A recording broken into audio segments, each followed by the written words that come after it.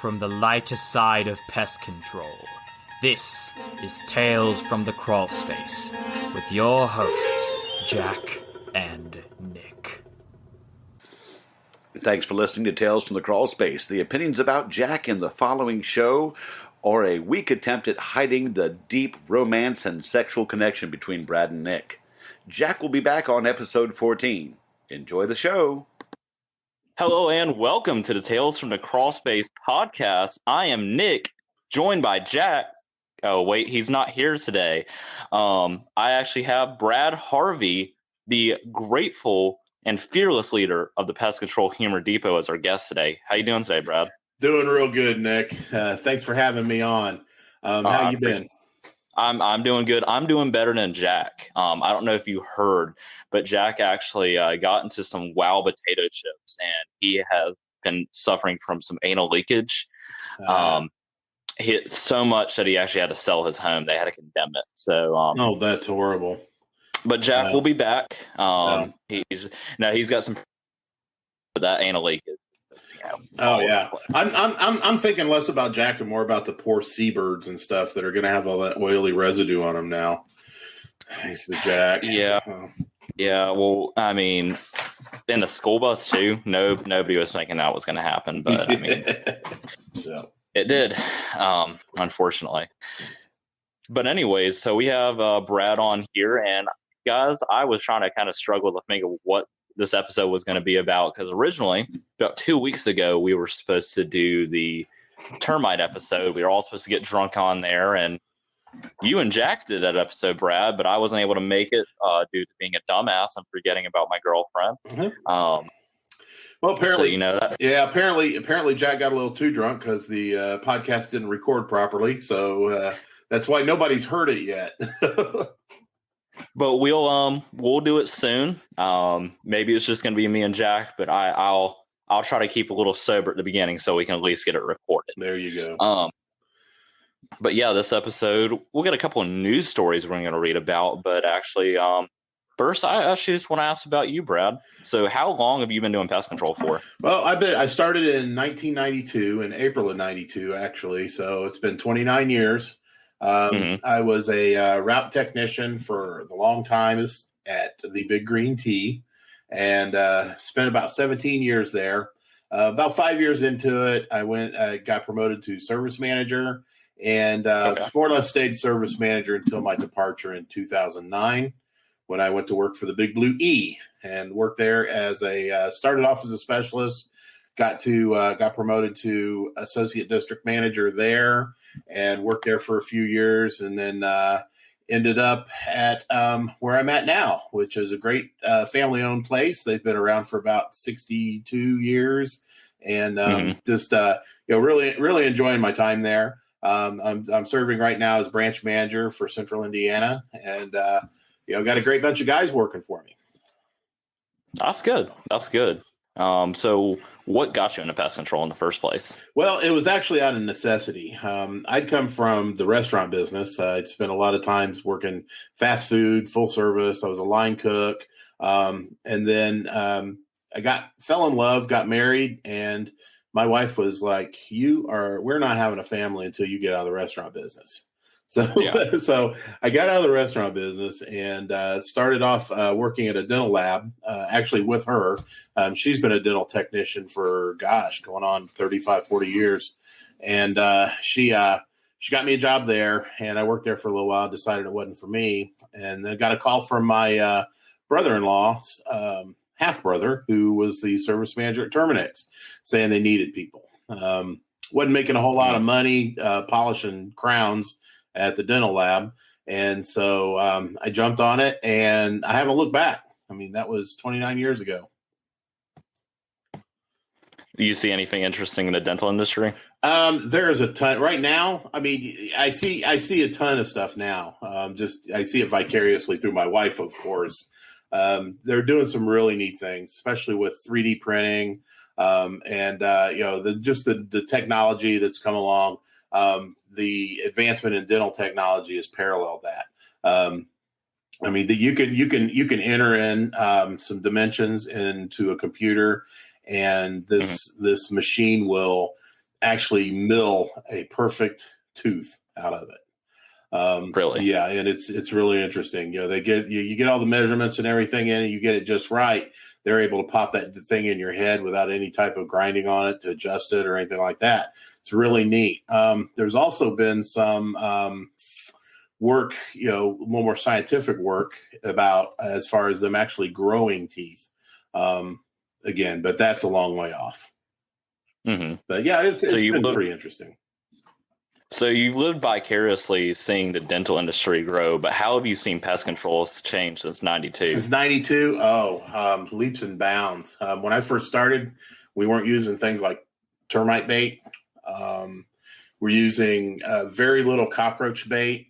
A lot of pesticide products that I was able to use back when I first started, nobody can use anymore. Dursban being one. A lot of the carbamate insecticides are now off the market. You can't use those anymore. And I've seen, just the growth of IPM. Less products being applied. The products that are being applied now are a lot safer. I'm seeing a lot more older bugmen running around than I did back in the day. So yeah, I think it's not only helped out the environment, and it's also helped us live longer, I think. Yeah, no, I'm glad that the chemicals we're using are now a lot better than they were back in the day. Absolutely. Even if I didn't ever lived through that time. Yeah. Is there any particular thing you miss though from like those older times where it was maybe less regulated, or a particular chemical you miss? As far as the chemicals that I miss, not really. You just learn to adapt. There's things I could do with Dursban LO that I can't do now, but I've got another product that I can do it with. Because Dursban LO was famous for its knockdown. It's something that you could just shoot out of your B&G or your chafing sprayer and hit say a paper wasp nest, and those wasps would drop. Try that with some Sidekick or some sort of the encapsulated stuff. They'll laugh at you. I mean, they'll die, but eventually. And then you just learn to adapt. Okay, well, I got this. I got a little bit of exciter kicker. I can get a decent knockdown with that. Try to use as little wasp freeze as possible because that stuff tends to melt houses. And so is it really? Yeah, it's got something that wreaks havoc on vinyl siding and stuff. So we try not to use it too much. But like I said, you just learn to adapt. Everybody talks about DDT, chlordane, everything like that. It's gone. Elvis is dead. It's never coming back. So you just learn to use what you got, and to the best of your abilities, and you're still able to get the job done. Was there anything you were like stubborn about, like switching over to more of an IBM approach, or were you somebody who was like, yeah, this is actually a lot better not using as many chemicals? Oh yeah. I mean, when it first started out, where it's like, well, you're not using, you can't take your B&G into houses or whatnot. You're doing this or that and the other. I was like, yeah, I was kind of salty about that. It's like, well, and not so much as because I didn't think it was effective. It's just like, I knew my customers were going to raise holy hell if I didn't walk in with that can. It's a customer perception thing. It's a lot easier to get a technician to get on board, with a different technique or different thing than it is for the customer to see you doing something different. It's not the same shit that you've done all these years, and they're like, well, I'm just not getting my money's worth. So, and I mean, let's be honest. We educate. We try to educate the customer. We educate as many as we can, but you're still always going to have that one person that just is up your ass the whole time because they don't see it. It's like when we switched. A lot of times, most of our services were monthly on residential back when I started. Now we're doing quarterly, some twice a year, some even once a year. But all those people when they found out they were going to move, we were going from monthly to quarterly. Oh, they had shit hemorrhages, and so we just we humored them. We let them keep their monthly and stuff, and they either just faded away, moved, died, whatever. And it's the quarterly's the thing now. So I prefer a quarterly over a monthly. I mean, I don't want to be putting that much pesticide down. There's no point to quarterly, and I can check up on you. And if you need me to come back in between, you got an issue, I'll come right. Yeah, I got started to think about how many wall voids are just like filled with dust, up to the pipe openings, because somebody insisted on a monthly service. It's like you tear that wall out, and all this dust comes pouring out. But it's so actually. Oh no, what were you saying? I said, yeah. So it's where the customers have evolved to. They're used to it now, so it's not. But yeah, it's a tough fight. It is. I still have some of those customers that we've had that have been with us for years. That you have some of those customers. I've been paying $40 since '76. Well, it ain't 76 anymore, but so up that price, and we don't do it that way anymore. Science has always changed. Yeah. Science not changing. Our understanding of things changes. It's always been this way, and we learn and we keep learning, and that's how the world goes. Yeah. But some people don't want to be like that. So exactly. Be honest with you, we still have one monthly customer, a residential customer that he's been with us for eons. And we do it. We when we go into his house, we're not just soaking everything down and blasting his holes with dust and shit like that. We're doing a lot more inspecting and everything. But he sees our smiling faces every month. He pays, and he's rolled with the punches even on the price increases. So he's a pretty damn good customer, to be honest. We got a few that are like that, a few that are semi-monthly, or not semi-monthly, but bi-monthly, and you just got to work with them best you can, and it's better to have that business and not have it. Absolutely. You don't want to kill somebody. Yeah, that's true. So I actually did have an announcement for everybody. One of the questions I'm going to ask, I've actually recently been promoted at work. I am being stepped up to the family multi supervisor. So I'm going to be like over the multi guys. It's a new position for me. So really nervous about it, but we're stepping in. I'm about to be put in the boot camp a couple weeks from now, or possibly even this week of, all right, we're going to train you down. We're going to teach you how to train people and all of that. But with that said, I actually just had some questions for you, Brad. So what's a piece of advice you have with training someone? What's the first thing you kind of do when you get somebody into that truck with you? First thing I do is I let them do the talking first. When we're driving to that first stop, I'd like to get to know a little bit more about the person, things that I may not have, heard during the interview or whatever.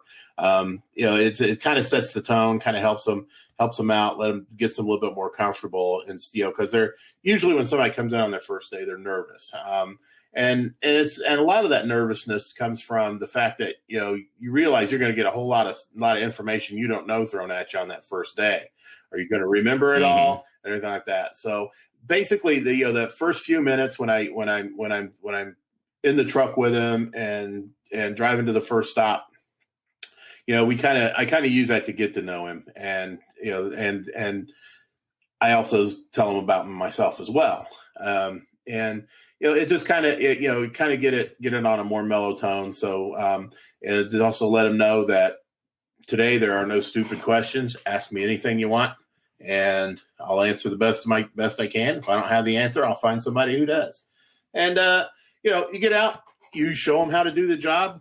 You just watch today, or you watch for the first part of it, and then we'll start getting you doing some simple things, and that way. And then always on your first day, if you can do it, definitely buy them lunch. It definitely sets the tone. It lets them know that hey, you're providing a little something for them other than training. Something on a more personal level, and people seem to they enjoy that. Yeah, I could bet. So something you said there of asking them questions, or saying there's no stupid questions. If I don't know an answer, I'm going to go ask someone.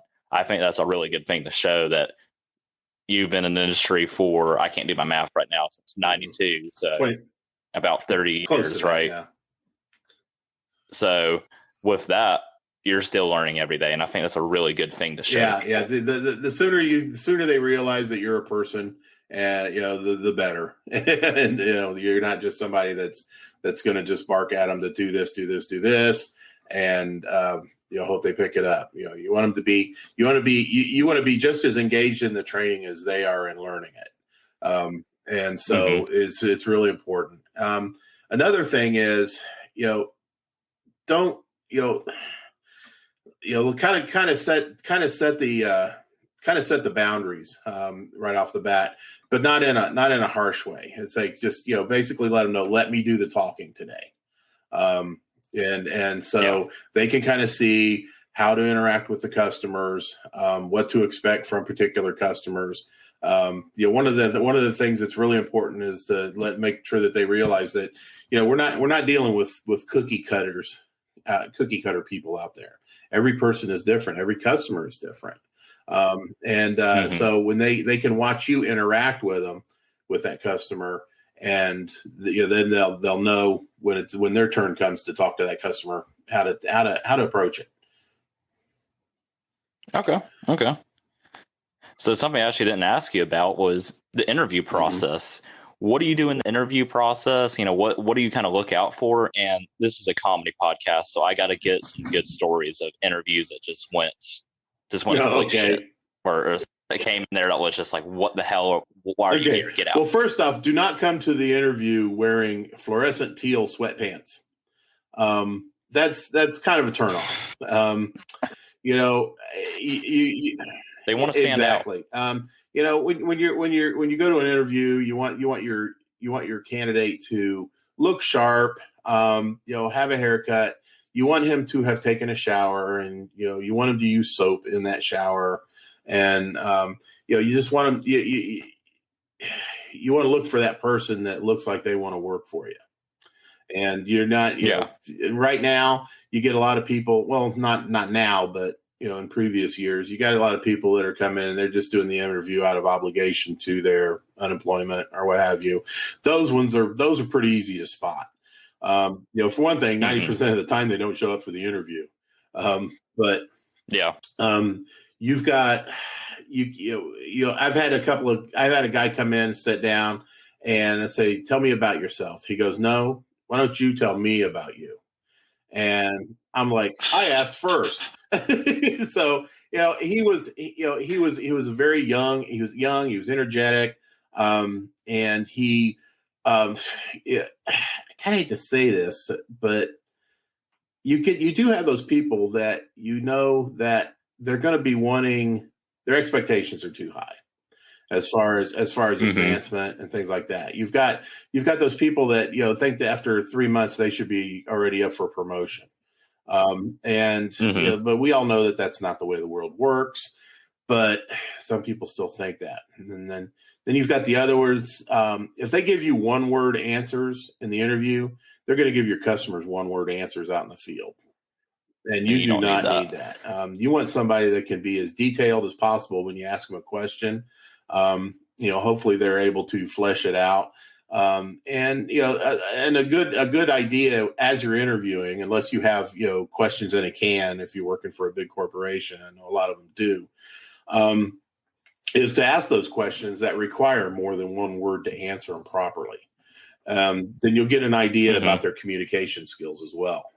In addition to, their diction and, they're not talking to you with a mouthful of gravel and stuff like that. I had one guy come in. I thought I was going to need a translator for. I thought he was speaking English, but I really wasn't 100% sure, because it was just like, okay, well, we're going to go in a different direction. I think this has already been filled. Hey, you have a nice day. He leaves. Let's see. We have. You're kind of making me think. Just to interrupt real quick with the guy who says, "No, you tell me about you." That makes me kind of think of Step Brothers, where they walk into the interview with the tuxedos on and everything. Like, no, we're interviewing you. It's like, and the ones you could tell if somebody's going to be right for the job just by almost, sometimes you do the minute they sit their ass down. you're going to know this ain't my guy. And but then again, you've got those other people that sit down and they look like they just woke up, but they blew your socks off as far as what they had to say. I think say it and stuff. It's like, do you take your chance on that person? You roll the dice, and hopefully, if you tell him, okay, you need to shave that beard, you need to get a haircut, and this and that, and I'll see you. He shows up on the first day. A lot of times I see them, man, they're clean cut, they got their shave on and stuff, and they turn out to be pretty solid people. You get the one that's like, oh, I forgot. I said, well, why don't you come back until when you remember? So yeah, I mean, we've gotten, gosh, I've interviewed tons of people. I can't even begin to tell you how many, and only a few out of the hundreds that I've done have really blown my socks off. And those are those, but because you do kind of get scared. It's like, this is too good of a thing, but then when you get that one guy, he's average, he looks average, he's clean, and he sits down and he answers the questions in an average way. I mean, you would know what I'm talking about when I say average way. Yeah. He does it. He's looking forward to working. He's not overly excited about it, but he's not like, ugh. So those are the guys that end up being your lifers. Those are the guys they maintain that even strain their whole damn careers. And those are the guys that I really love seeing walk in the door. This is, let's face it, it's pest control. It's not rocket science. It's not brain surgery. It's something that if you apply yourself to every day, you're gonna have the job. And so it's hard work, but it's not hard work. Exactly. At the same. The hardest, the one challenging thing about it is keeping your commitments. I mean, because our job's all about commitments. You've got customers that are expecting you on a certain day at a certain time. You got to be there. And if you're not going to be there, if you can't be there on time, you call them. I had one guy. He blew a customer off. And this was on Friday, and I didn't find out about it until Monday when I was doing his paperwork, and I saw that empty ticket was back turned in. So I called the guy up, and I was like, "Did you get Mr. So-and-so? You didn't get to Mr. So-and-so's house. What happened?" He goes, "Well, it was too late." He goes, "I did get there, but he wasn't there." I said, "Well, did you call him?" And he goes, "No, I didn't call him because traffic and construction would have made such a call unsafe." I was like, "Well, looking at your GPS, you left at this place at 4:00 and it was an hour and a half to a 5:00 appointment. Such a call could have taken place in the parking lot." That's one of the things, you have some professional courtesy. Make sure your customers know what's going on. If I was having something done in my house and a guy called saying my job's running along, I'm going to be late. I might be a little bummed about it, but I'm not going to get mad. At least the guy told me. And you have to be the guy that does it, not the call center, not your manager. You as the employee, as the technician that's going to be late, needs to make that call.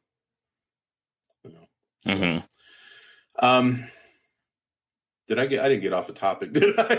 As far as No, a little bit. Like, but any interviews that were just like, this guy is spectacularly weird or like odd, like came in with it? I mean, besides the teal pants, yeah. I've had, or even any applications that came in that were like, the ones that I've had several that will come and sit down, and then you ask, "So, why do you want to work here?" And their answer always involves some sort of horrific thing that happened at their previous job, and they weren't treating me right, and they weren't paying me enough. Their benefits were ass, and this, that, and the other, and all this other, throwing down a bunch of negative shit. I've had a job. I had one job where I was fired for something that I had no play in, and I'm not going to go back. I'm not going to go into an interview and say stuff like that. I'm going to say, no, you don't ever talk about your previous employer, because then you're just going to talk bad about your current employer. So yeah, those are some things you definitely want to avoid. Gosh, I wish I had some recent stories for you, Nick, but I've had an ad out on Indeed for I don't know how long, and I've had maybe 2 or 3 resumes come in for like in the last 2 months. It's like I'm having trouble finding people. We've been on the same boat recently. It's hard to find not just that, Nick. It's also kind of profitable to stay home right now, but that's all going to end eventually, and people are going to be looking for work. So, if you could just keep the ceiling tiles from falling down at the office until that day, then you're good. We're fine. I mean, we've been growing since the pandemic began, so I mean, we're going to make it through it, no problem at all.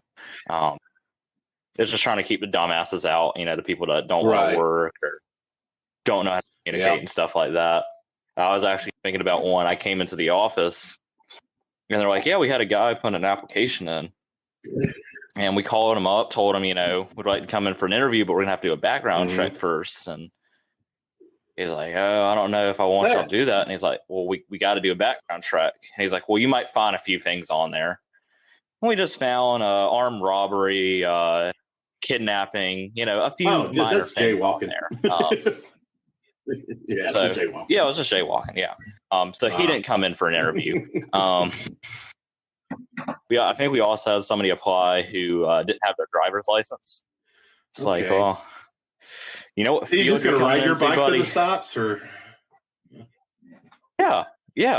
Or Uber every stop. That gets pricey. Oh man, yeah. But as far as the interview process, hey, you're spinning the wheel. I don't care. People can put on a game face at an interview, and it makes you think they're the greatest thing, they're a perfect fit and everything, and then when they get in there, they just fall on their face. It's other things that you got to look at. I mean, if you got a resume in front of you, the job hopper thing, that's an instant one right there. It's like, well, this guy's had 12 jobs and you never spent more than a year at any of them. So it's like, what, is he looking for the promised land or something? But, so that's a guy that's probably going to do that to you as well. Another one is large gaps in between employment dates. This may not hold true in recent times because of the lockdowns and all this other good shit. But back in the past, that was always a red flag. It's like, well, what the hell did this guy do for 2 years in between this and this? Sometimes you'll get, I was taking care of my sick mother. I had to stay home with her full time, that kind of stuff. We had a lady that we interviewed many, many years ago, and she had a 10-year gap in employment, and it was because she was sick. She had taken care of her parents as well and stuff like that. We ended up taking a chance on her and hiring her. That woman, she was one of the best admin people I ever knew, and I still stay in touch with her. Love you, Shirley, if you're listening. But she turned out to be my older sister at the end of it. But haven't worked with a woman for over 10 years, and we still talk. But yeah, you really do. I mean, I think about all the people that I've known throughout my different jobs that I still stay in contact with just because they're damn good people. And when you're still working with them and you think they're a damn good person, that's even better. So let's see. That's about all the interview stuff I got. I got some training stories if you want. Yeah, I was about to say, what about the people that you're like, this interview went great, they hopped in the truck, and you're like, what the hell did I just do? The farter's a good instance, a good example. It's not good weather to have your windows down, and this guy is just rotten to the bone, man. He was just letting them loose, and I'm just in there dying, and then getting to an account and for his training. He does the same. I'm down, crouched down underneath the counter. I'm showing him some stuff. I have him reach in with a flashlight so he can see fecal points for cockroaches and stuff like that. He sticks his ass right in my face and lets one fly. I was like, I can't get this guy out of my truck quick enough. And I'm just like, I took him into the office. I was like, dude, what the hell? And he goes, I'm having problems with my stomach and blah, blah, blah. I was like, well, you having problems with your courtesy? And it was like, I mean, you're young enough. I don't think these things just squeak out by accident. If the guy was in his 50s, I'd understand. But, he was what? Oh, I'm sure they do, but doggone it, you do get a little bit of a warning sign before, move your ass away from your boss's face first. It's not. You start feeling that bubble gut. You're like, yeah. Yeah. I'm sorry, but this enchilada lasted him the 2 weeks he was in my truck. So I don't think you can blame the enchiladas. It was just rotten up in there. It might have been wild potato chips. You don't know. He could have had the same potato chips that Jack is still suffering anal leakage from right now. Yeah. I don't know. Those wild chips really weren't all that bad, but there's no way I could eat them now. Oh, no. I just listened to a podcast about it, and they kind of debunked it. It's like, actually, this really didn't. Well, yeah, if you eat two big-ass bags of them, yeah. I mean, before. But... Oh no! If you kept eating them, if you kept eating them for a week straight, your stool would loosen more and more, and that was the thing with it. But if you guys want to hear about stool and more, you guys work in pest control, you see worse shit. So any other stories about anybody else in your truck? No, not really. But once the real fun sometimes it starts when you get out of the truck and you get into those stops. And you start doing things like hotels, for instance. I had this guy, he was pretty far along in his training. So it was one of those where you give him a couple pieces of gear and you keep an eye on him and you let him run some doors, down the hall while you're running some too, just to try to cut your time down. So it's like, okay, I got two guys treating. So I'm treating, and I lost track of the guy, which isn't good because when they don't have their applicator credentials, you kind of got to keep direct contact with them here in Indiana. And another one, it's like, well, did the guy die or whatever? And then I start walking by and I hear some shuffling around one of the rooms. I open it up. That guy was in a clean and ready to rent hotel room. He had just taken his shit in the bathroom, busted the little paper seal, sanitized for your protection. And I'm just looking at him. I was like, Ken, what the hell are you doing? He goes, I had to shit. I said, there's public restrooms downstairs. Well, what's the matter with me using this? I was like, come on, Ken. I was like, would you like to check out a hotel room, have somebody come in, see shit streaks in the bowl? I was like, no. So he thought I was being mean because I wouldn't allow him to shit in a clean hotel room. I thought that story was going to go a completely different way. You're going to pop up in the hotel room. He's going to be in there with some woman he hired. They found him one of the rooms to live in and balls deep in her and stuff like that. Like, hey, bro, you want to join? Considering this guy, I probably would have rather watched him taking a shit. Oh goodness, let's see. We've had I've had guys that dragging on a cigarette, walking into an account. It's like you can't even smoke in the trucks. Oh my God. And so he gets out and he lights a cigarette. I'm gonna smoke this thinking I'm gonna smoke this while I'm walking up and I'll put it out. Well, he never put it out. He still had it hanging in his mouth. And we go into this restaurant and the owner looks at me like I had a turd stuck to my forehead. He's like, what the fuck? It's like, I'm like, God damn it, get out of here. That. And I've had people lose their shit on me just out of nowhere. And just like, having a tantrum in the truck. Had one guy that was having this big ass knockdown drag out fight on the phone with his girlfriend, and broke up. She broke up with him over it. He hangs up and he bawled the rest of the day. We had, let's see. Oh goodness. Yeah, I've had guys that fell asleep and I wouldn't talk to them the whole time because they were always asleep. The minute their ass hit the passenger seat, they were out cold. So, the next day, guess who's driving? They are. And so that'll keep you awake. If they can't stay awake for that, then we got a problem. brake check? Did you brake check them at all? Totally. I was like, tweak. Yeah. Or, crank the radio up, or roll their window down if we're on the interstate, so their head blood throws out and they lose their hat. Yeah, there's all kinds of stuff you can do. It's a wonderful thing. But really fun stuff is when you're training somebody that somebody that you may have known, may have worked with them before. Maybe those are good times because you already got a connection with them, and you can get into some wicked shit. So it's like, so I've gotten a chance to do that a couple times, which is nice.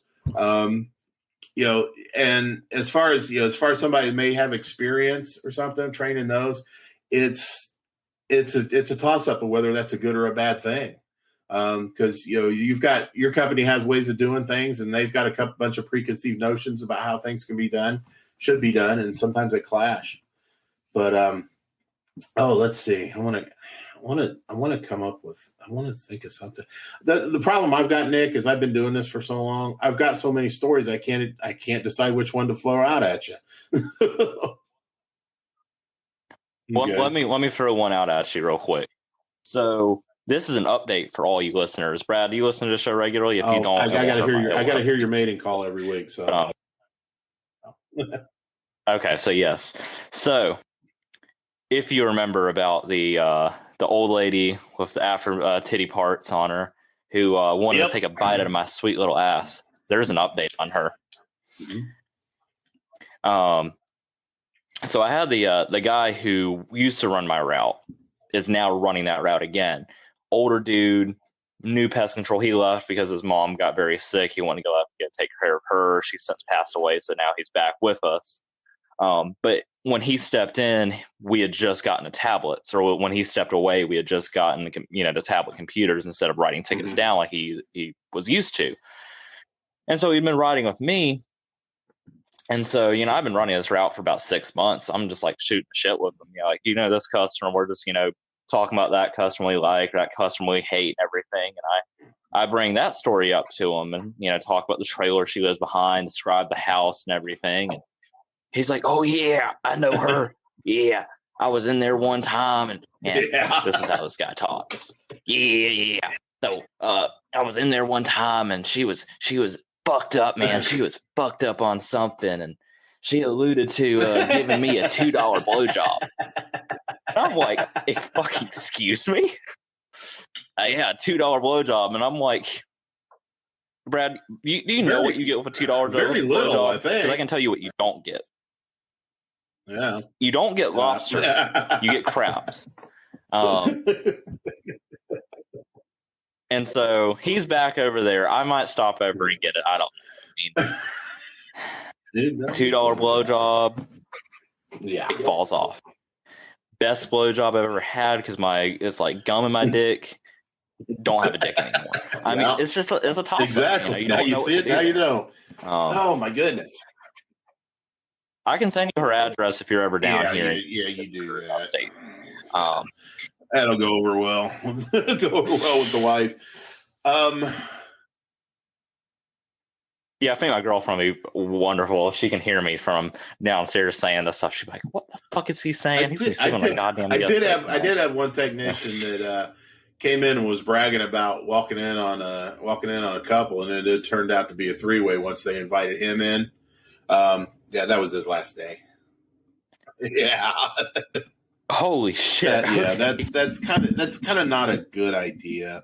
I mean, if you're gonna screw a customer, man, do it in their wallet, not in their the only opening you want to get into is that wallet.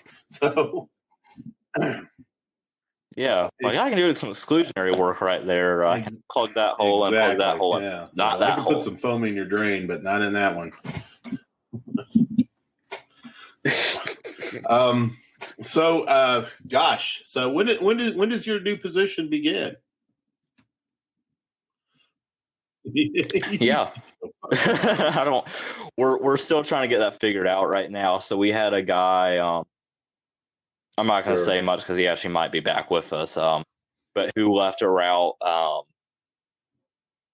And so the supervisor is covering that route. I'm covering a route that the guy who was working there isn't working on that route anymore. So that route's been empty for like 3 or 4 months. So I'm running that route right now. They have been training the 2 apartment guys that we've been needing to replace. They want to train them before they're going to teach me how to train and how to lead. So maybe this week the boss man will be riding with me instead of the supervisor. But I don't know what he's got going on. You know, he may have interviews. He may have more important stuff to take care of. I don't know. It's a work in progress. We're getting there, but I'm pretty much, you know, out there in the big city in the upstate every day. All right, helping out. Well, being out in the field and being a supervisor, it's not bad because the guys who report to you are going to see you out there doing your thing, doing the same thing that they're doing, and it's a really good thing. Exactly. A lot of places. You know, I'm out in the field a lot too. Not so much lately because, you know, one of the positions that I'm having trouble filling is our administrative.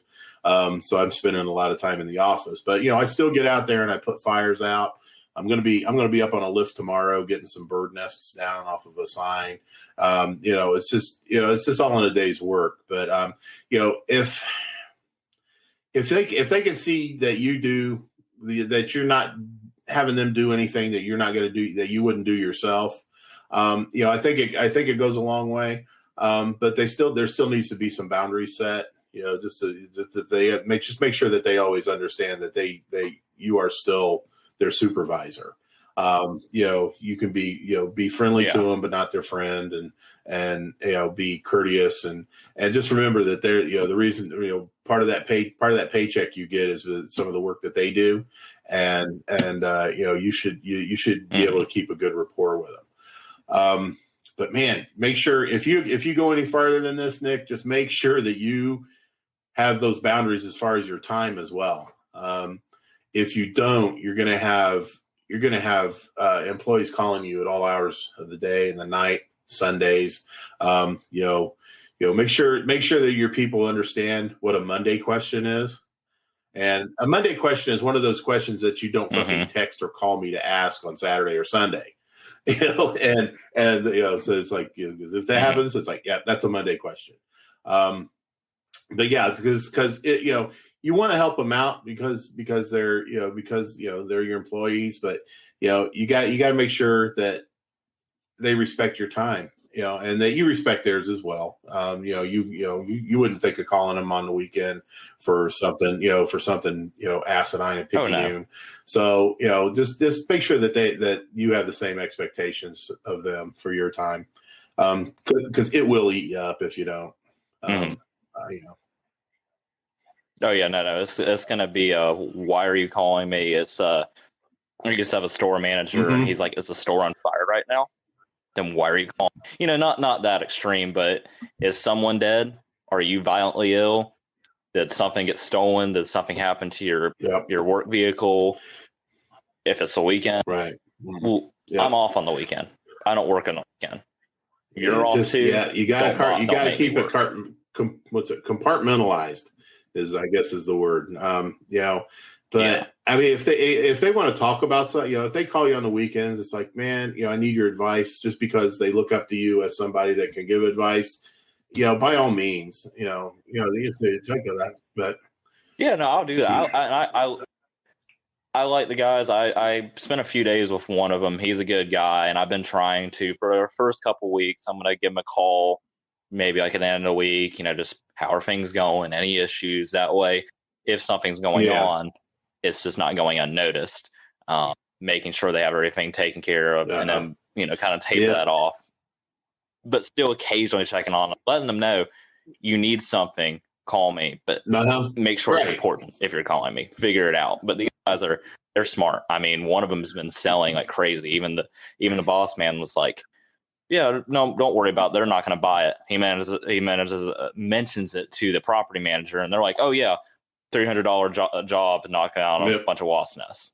Oh yeah. So, yeah, I had as far as customers, yeah, they've a lot of my big large customers, they have my cell phone, and they make absolutely no bones about calling me whenever.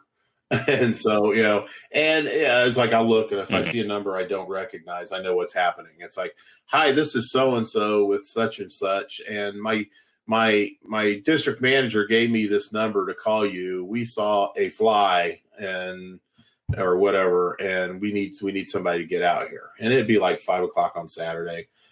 I've got a steak sitting on the grill waiting for me to smash it. And if I don't have somebody that's on call, then you got to do it.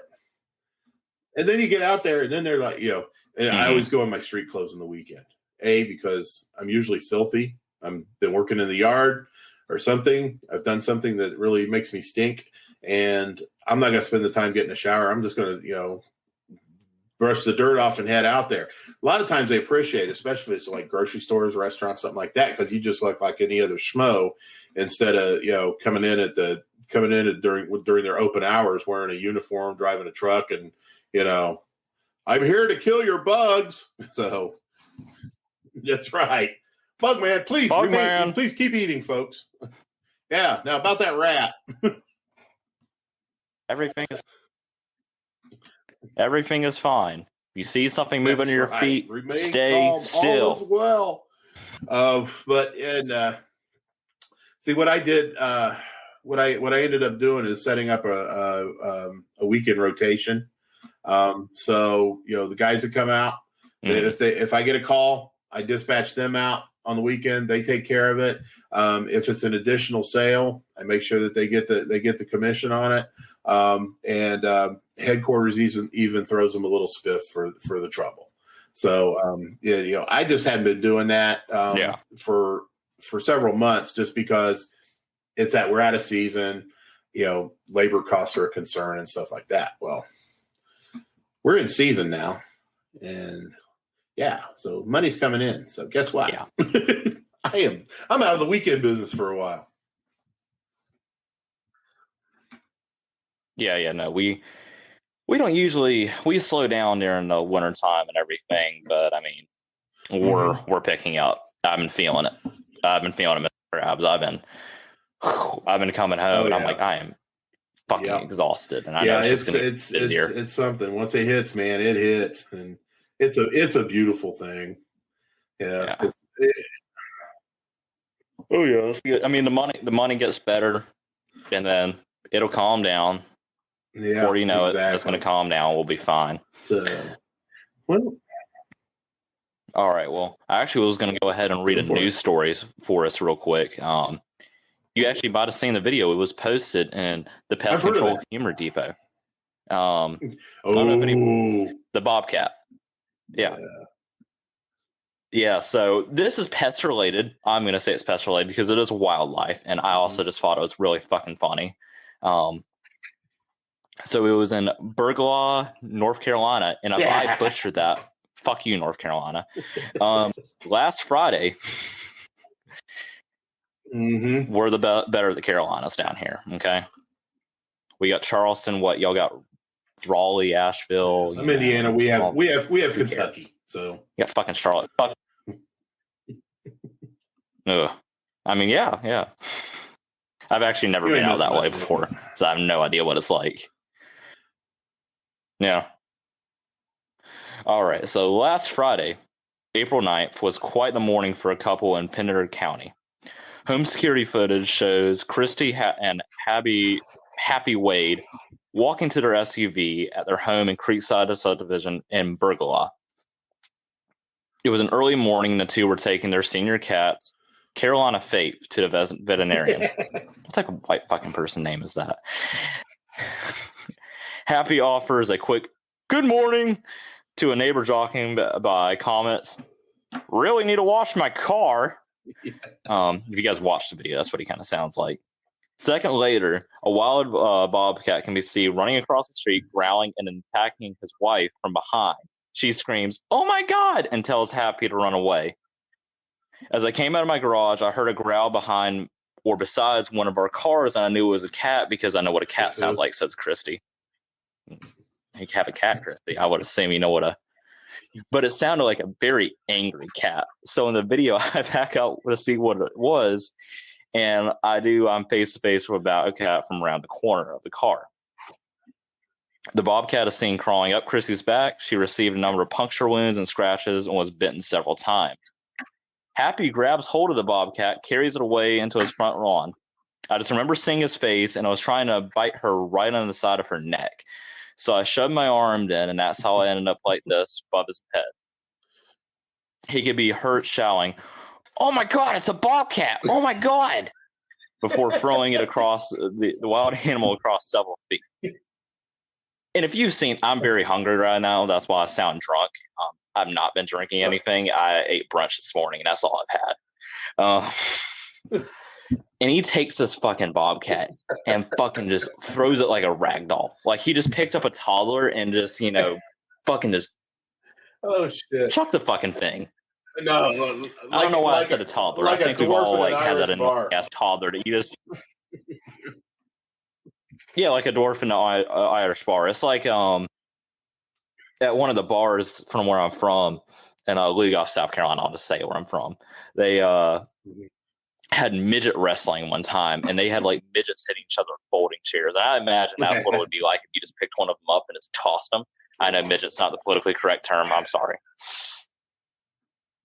I thought I'll throw this away. I'll throw it this way, Happy said. 2 options. 1, it'll escape route and take off, or it'll just stop enough where I can get a good shot at it. He warns a neighbor to who came to check on him to get back as she tries to help. The bobcat can see taking off towards the front of the SUV. Happy appears to pull out a small handgun and yells, "I'll shoot that fucker," and chases it. He implores the neighbor to protect his wife while he deals with the animal. Happy finally shot the animal because he knew something was wrong with it. I don't know, but I saw that video and I was like, okay, well, what the hell's going to happen here? And then you hear that bobcat growl, and a bobcat growl just sounds like it's like the mouth of hell is opened up, and like a small demented child has gotten loose from hell, and that's what a bobcat sounds like. Oh yeah. Yeah, that's what they said. They absolutely terrifying. They're beautiful cats. I've seen one out towards Lake Jocassee. I was running around out there and quiet little area out there, and we literally saw a bobcat go across the road, and then we saw it, quote unquote, saw it go up a tree and come back down. Yeah. That's how fast those fucking things move. It's like a ball of fur is left behind after it moves. Last time I saw a bobcat, I was doing when we were doing the Dow facility up on the northwest side of Indianapolis. I was out checking their bait stations and went back in, and I was walking through the breezeway, and right where I was standing, just maybe a few minutes before, a bobcat was standing there, and I thought, that's a big fucking cat. I said, oh shit, that's a bobcat. And yeah, they're gorgeous animals, but man, I wouldn't want to fuck with one. Yeah, it looked like he was taking a bite out of that lady's ass, Nick. Yeah, literally had a bite taken out of her. I don't know if her ass is cute. It sure does. It's got some fucking chunks in it now. It was later confirmed the bobcat did have rabies. And apparently it attacked him, attacked his wife. So they're getting the ugly shots. Just kind of a read. It's definitely not a domestic cat. It's too large to be a cat. She describes the gray with leopard spot markings on it. Yeah, the neighbor did. Oh, wow.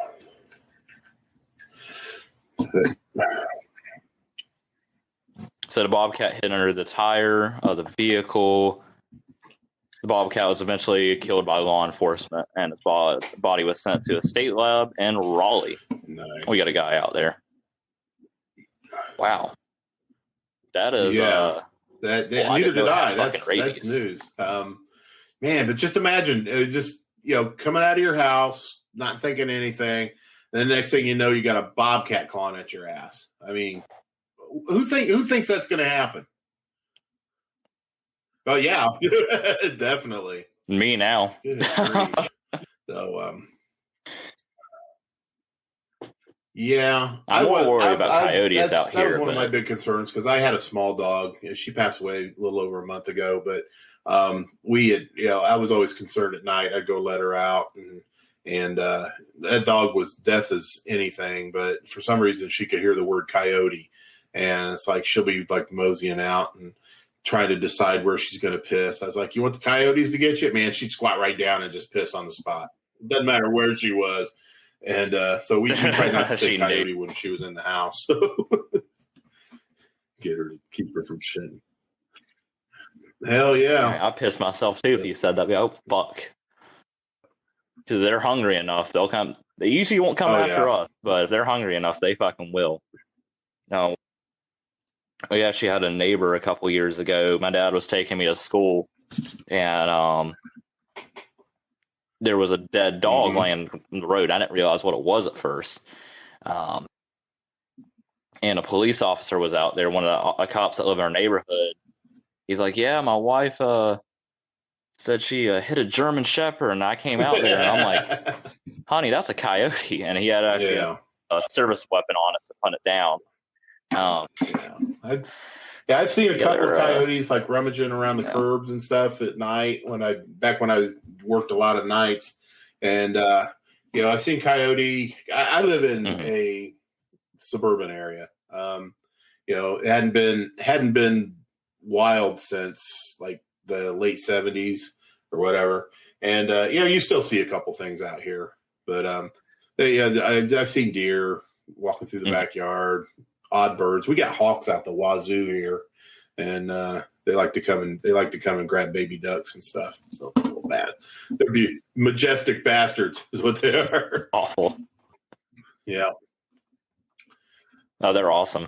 I'm sure we got coyotes out here. I live like on Lake Hartwell almost, so I'm a certain know that I see the deer out all the time. Seen raccoons. Whistle pig, yes, I do. You recognize the name Whistle Pig? Groundhogs, for anybody who doesn't know. I love saying that name when we see them run around, little furry little bastards, chonky things. Okay. All right, well, I got one more thing until we close out. So, Brad, I will let you know we are actually out of a job. The whole pest control industry, thanks to Pesty and this Facebook post right here. If you have a swimming pool, get you some peppermint oil. Find it in the wedding cake aisle at Walmart. Pour half of one of those small bottles into a 5 to 6 ounce sports bottle. Fill it up with water and spray all around the pool. It works. No bugs will go near the pool.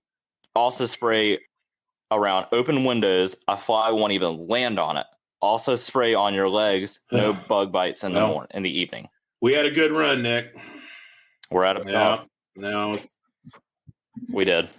So this is the last episode of Pest Control Humor Depot. I'd like to close out with a couple of my favorite posts from the depot this week. It's pretty good. A BG shared a post from a Dolo R. The BGs the guy's or name BG? is B, and he's in the perfect job. So. Because he happens to be a bee removal specialist, but okay. So this is a pretty eloquent one. Kind of hit my heartstrings, and it says, "Who the fuck sits in the car for an hour before walking in the house?" That was deep. Yeah, I felt attacked by that. But yeah, right. Yeah, one of them is my wife because right in my spleen. She'll get a call from her brother, and she stays in the phone taking that call. Let's see. There was another.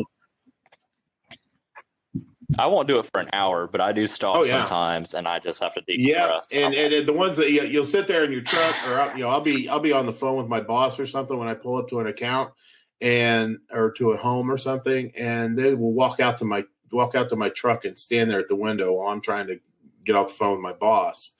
It's like I was going to come up to your house, and you just give me 5 fucking minutes. Hello?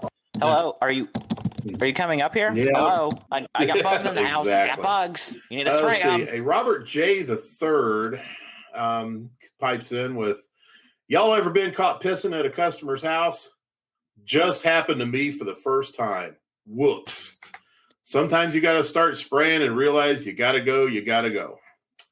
You know, that's true. I've done that. I've never been caught, but you know, Yeah, I just did it recently. I just did it and then read that Facebook post. And this guy's living your life. Did I get caught? Yeah, I was like, man, is he predicting the future for me? Because I had to go, and I'm like, no, I'll be fine. Nobody's out here. Everybody's smoking weed in their houses or whatever. Yeah. Nobody's gonna pay attention. I just went. I'm like, and finally, a Michael P. gave it's I think it's more of a PSA than it is a meme or a post or something. It was educational. You know, if you're looking for more information about different types of animals, rodents and stuff, he comes in with, did you know there are 18 species of hamsters? To learn more about hamsters, go to xhamster.com. So, we may be putting the link up there. Let me check. Who is this Riley Reed? Oh my God, she did what to her stepdad? Holy shit! This Riley Reed. Brad, you guys don't go to this website. Yeah, don't go there. Yeah. $2 blowjob. That guy looks familiar. Wait a minute. Holy shit! Is that Jack? Oh, yes, he did. Man, he filled up that cup fast. Those two girls will take care of that in no time. I mean, you get on there, you're not going to see a lot of hamsters, but Eric got on there and he saw a lot of beavers. So. Yeah. All right. Well, we're going to go ahead and close up the show. It's ran a little longer than I expected it to because I need to fucking eat. I've only eaten brunch today. I had some fantastic bread pudding at this breakfast buffet place in a town nearby. Awesome. Yeah, food, that's important. I need to eat now. Supper is one of the three most important meals of the day. Yeah, I got to get ready. Yeah. If you're a hobbit. I thought we had more than that. Yeah. Well, I mean, if you're eating wild potato chips, you don't have to worry about it. So anyways, thank you for listening to the Tales from a Crawl Space podcast. You can find more information or you have episode ideas. You can go post that at the Tales from a Crawl Space Facebook page. We also have a Instagram and a Twitter. I forgot what those are because Jack.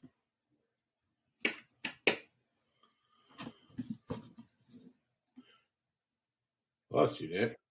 Yeah, I can now. Can you hear me, bro? Something about where'd you lose me at? You were talking about a Facebook page. Okay, so we have the Tales from the Crawl Space Facebook page you can go to. We also have an Instagram and a Twitter. But we got to get to my favorite part of the show. Oh, your favorite part, I'm assuming, Brad. Let me get my feet set. So, all right. So we have a phone number you guys can call into, leave a voicemail. And Brad's here today, and I'm just so titillated. Give it, Daddy.